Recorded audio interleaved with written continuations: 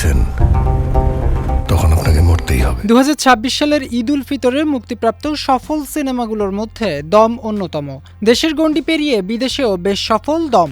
সাফল্যের চূড়ায় থাকাকালীনই দম নিয়ে আর একটা সুখবর দিলেন সিনেমার নির্মাতা রেদওয়ান রনি। এবার ওটিটিতেও আসছে দম। আমার দিন যে কাটে না রে।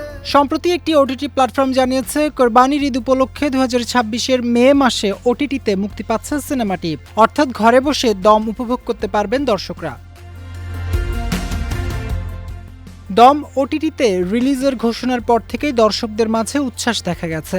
পোস্টে দর্শকরা তাদের অপেক্ষার কথা জানিয়েছেন। তারা বলতে চাইছেন এই অপেক্ষা যেন শেষ হচ্ছে না।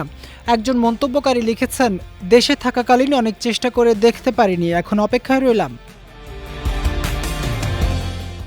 সিনেমাটির পরিচালক রেদওয়ান রনি বলেন, আমি বরাবরই বলে এসেছি দম বাংলাদেশের এবং বাংলাদেশিদের জয়ের গল্প। আশা করব দেশ বিদেশের সবাই এই জয় উপভোগ করবেন। ঈদের আনন্দে পরিবারের সবাইকে নিয়ে ঘরে বসেই দম দেখার সুযোগ পাচ্ছেন দর্শকরা। আশা করছি সবার ঈদ হবে দমদার।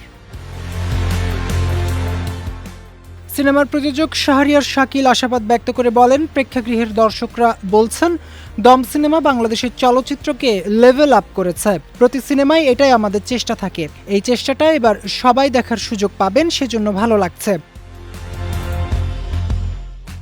আফগানিস্তানে মৃত্যুর মুখ থেকে ফিরে আসা এক বাংলাদেশির সত্য ঘটনা থেকে অনুপ্রাণিত দম সিনেমার tagline, until the last breadth.